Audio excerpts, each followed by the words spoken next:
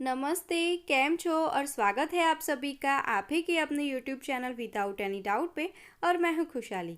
तो आज के वीडियो में हम डिस्कस करेंगे कि जीए के सेक्शन में कैसे आप 90% से भी ज़्यादा स्कोर कर सकते हो, और वो भी आपको जो है थोड़ी सी कम मेहनत करके भी आप ज़्यादा स्कोर कैसे कर सकते हो, ये भी मैं आपको बताऊँगी। तो देखिए, इसके लिए मैं आपको कोई मैजिकल ट्रिक नहीं बताने वाली हूँ। ऐसी कोई ट्रिक नहीं होगी कि आपको बिना मेहनत किए अच्छे मार्क्स मिल जाए। तो ऐसी कोई ट्रिक्स कभी भी नहीं होती है। आपको मेहनत तो करनी ही है, मेहनत का कभी भी कोई अल्टरनेटिव नहीं होता है। लेकिन हाँ, कम मेहनत पे भी ज़्यादा मार्क्स अचीव किए जा सकते हैं, लेकिन उसके लिए आपको प्रॉपर स्ट्रेटेजी अडॉप्ट करनी रहेगी। तो मैं आज वही सब डिस्कस करूँगी कि प्रॉपर स्ट्रेटेजी क्या होनी चाहिए, किस तरह से आपको पढ़ना है और कहाँ से पढ़ना है। ठीक है, तो ये सारी चीज़ें हम आज के वीडियो में डिस्कस करेंगे। तो चलिए हम स्टार्ट करते हैं।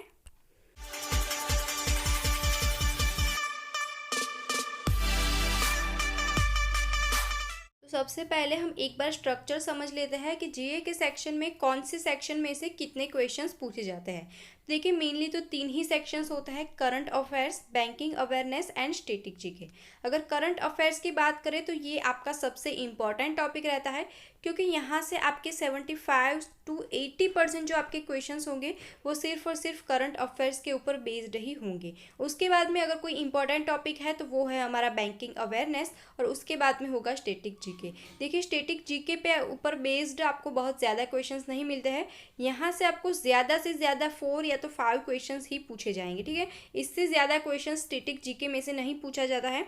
और उसमें भी अगर देखा जाए तो ये स्टैटिक जीके भी आपका पूरा का पूरा करंट अफेयर्स के ऊपर ही बेस्ड होता है। यानी कि रिसेंट में जो कोई भी न्यूज़ आपकी बनती है उसी में से कोई ना कोई स्टैटिक जीके का टॉपिक निकाल के आपको पूछा जाता है, राइट। यानी अगर देखा जाए तो मेनली जो आपका मेन टॉपिक निकल के आता है वो होता है करंट अफेयर्स। लेकिन भले ही आपके स्टैटिक जीके में से कम क्वेश्चंस पूछे जाते हैं, लेकिन हम इन तीनों में से किसी भी टॉपिक को नहीं छोड़ेंगे। इस तीनों टॉपिक को आपको साथ में लेके चलना है, क्योंकि हमें जो है 90% से भी ऊपर का स्कोर करना है। क्योंकि हमें पता है कि अगर आपको एग्जाम में बाकी स्टूडेंट्स को पीछे छोड़ के रेस में आगे नहीं, मेनली हम तीन चीज़ों के ऊपर डिस्कस करेंगे। एक होगी आपकी स्ट्रेटेजी। तो देखिए, कभी भी आप किसी भी सब्जेक्ट की स्टडी कर रहे हो, चाहे जीए हो, क्वांट हो, रीजनिंग हो, इंग्लिश हो, कुछ भी हो, आपके माइंड में एडवांस में एक फिक्स स्ट्रेटेजी होनी चाहिए कि इसी स्ट्रेटेजी के अकॉर्डिंग मैं पढ़ाई करूंगा, इतने समय के अंदर मेरा इतना रेडी होगा और इस तरह से मेरी स्ट्रेटेजी रहेगी। ठीक है, एक स्ट्रेटेजी आपकी प्रॉपर होनी ज़रूरी है, तभी आप एक फिक्स गोल की तरफ पहुंच पाओगे। अगर बिना स्ट्रेटेजी के आप पढ़ाई करोगे तो क्या होगा, आप जो है दसों दिशाओं में दौड़ते रहोगे, लेकिन आप कोई फिक्स गोल की तरफ नहीं पहुंच पाओगे। तो आपके माइंड में एक फिक्स स्ट्रेटेजी होनी चाहिए। तो सबसे पहले हम एक स्ट्रेटेजी डिस्कस करेंगे। उसके बाद में मैं आपको बताऊंगी कि मार्केट में कौन से बेस्ड सोर्सेज अवेलेबल है, आप कौन से सोर्स को फॉलो कर सकते हो। और मैं आपको ये एडवाइस करूंगी कि आप किसी भी एक ही सोर्स को फॉलो कीजिएगा। ठीक है, 2 3 4 ऐसे अलग अलग सोर्सेज के पीछे मत दौड़िएगा। मैं आपको बेस्ड सोर्सेज बता दूंगी, उसमें से आप किसी एक ही सोर्स को चूज कर लीजिएगा और उसी के ऊपर प्रिपरेशन करिएगा। उसके बाद में आपको बात करूंगी मैं कि आपको पढ़ाई कैसे करनी है। ठीक है, स्ट्रेटेजी फॉर्म हो गई, सोर्सेज भी आपको पता चल गए, लेकिन अगर आप प्रॉपर वे में रीडिंग नहीं करोगे तो आपका जो है कि गोल अचीव नहीं होगा। तो आपको रीडिंग कैसे करनी है ये भी मैं आपको आगे बताऊंगी। तो चलिए शुरू करते हैं। तो सबसे पहला क्वेश्चन तो स्टूडेंट्स को यही निकल के आता है कि करंट अफेयर्स कितने टाइम का हमें करना है।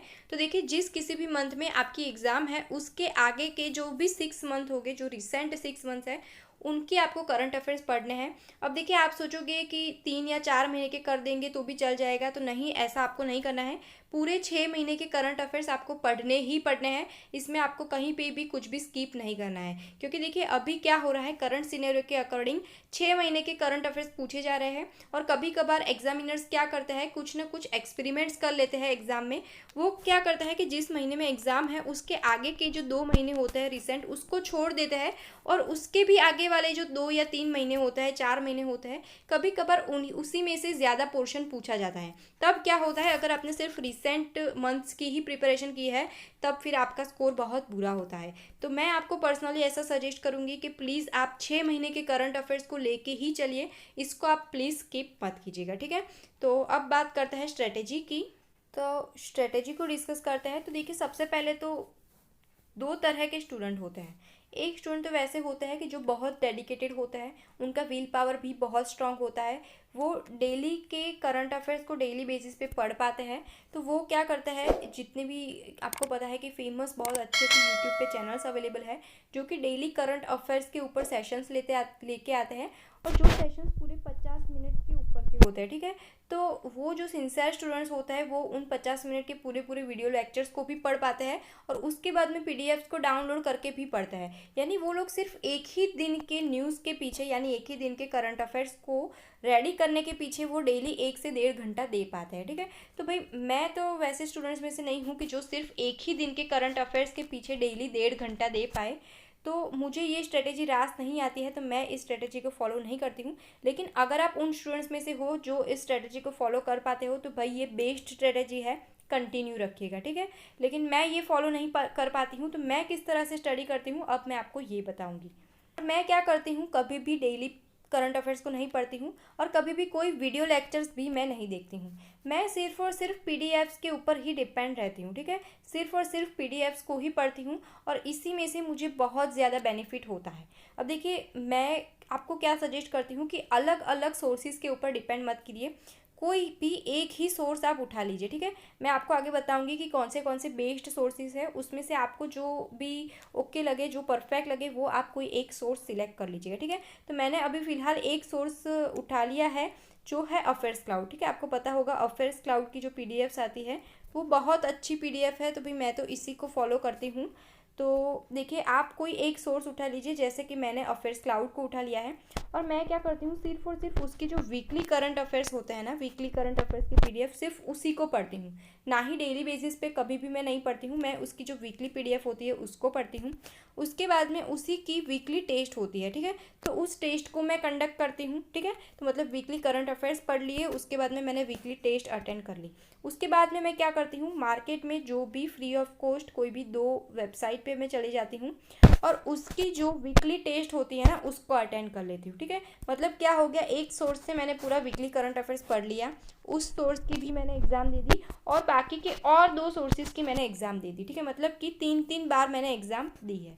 अब देखिए, ये जो वीकली टेस्ट ये लोग कंडक्ट करवाते हैं, उसमें क्या होता है, पूरे वीक के जितने भी करंट अफेयर्स होते हैं, उसमें से जो बेस्ट करंट अफेयर्स होते हैं, या हम कह सकते हैं जो मोस्ट आईएमपी करंट अफेयर्स होते हैं एग्जाम के पॉइंट ऑफ व्यू से, उन्हीं को वो इस टेस्ट में रखते हैं, राइट।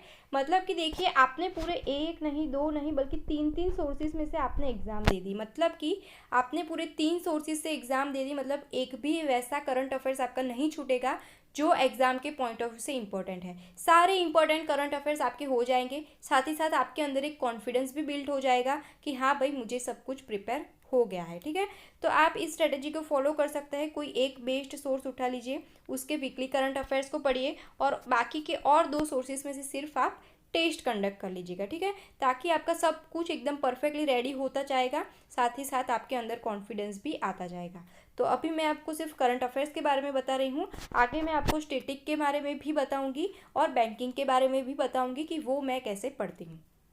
तो अब मैं आपको बताती हूँ कि बेस्ड सोर्स कौन सा होगा।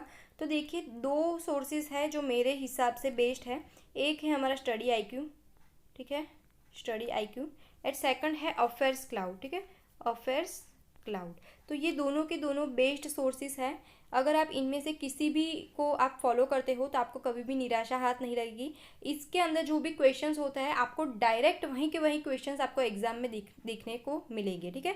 तो ये दोनों बेस्ड है, इनमें से आप किसी को भी फॉलो कर सकते हो। मैं पर्सनली अभी अफेयर्स क्लाउड को फॉलो करती हूँ।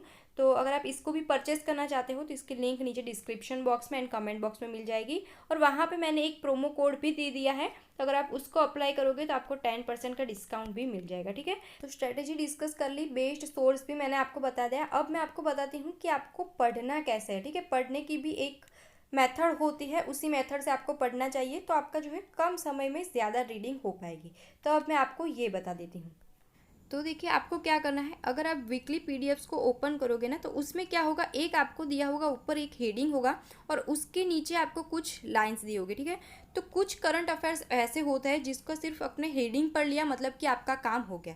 जैसे कि अगर किसी की डेथ हो गई है और ऑबिचुअरी का वो न्यूज़ है, तो फिर आपको उसमें सिर्फ उसका नाम देखना है और वो किस फील्ड से है, बस इतना ही हमारे लिए इम्पोर्टेंट होता है। तो फिर उसके नीचे जो बाकी की चीज़ें लिखी है उसको आपको नहीं पढ़ना है, ठीक है। तो वहाँ पे सिर्फ आपको उसकी हेडलाइंस को ही पढ़ना है। फिर कुछ न्यूज़ ऐसी होती है जिसकी हेडिंग भी इंपॉर्टेंट होती है और साथ ही साथ नीचे जो हमें डिस्क्रिप्शन दिया है वो भी इम्पॉर्टेंट होता है। जैसे कि कोई ऐसी न्यूज़ है जिसमें कि जो है बहुत सारे हमें डिजिट्स दिए हुए हैं, मतलब इतने परसेंटेज बढ़ाया गया, इतने परसेंटेज घटाया गया, फिर इसका रिजल्ट ये हुआ। अगर इस तरह का कोई करंट अफेयर है तो उसको आपको पूरा गो थ्रू करना है। तो इस तरह से आपको पढ़ाई करनी है।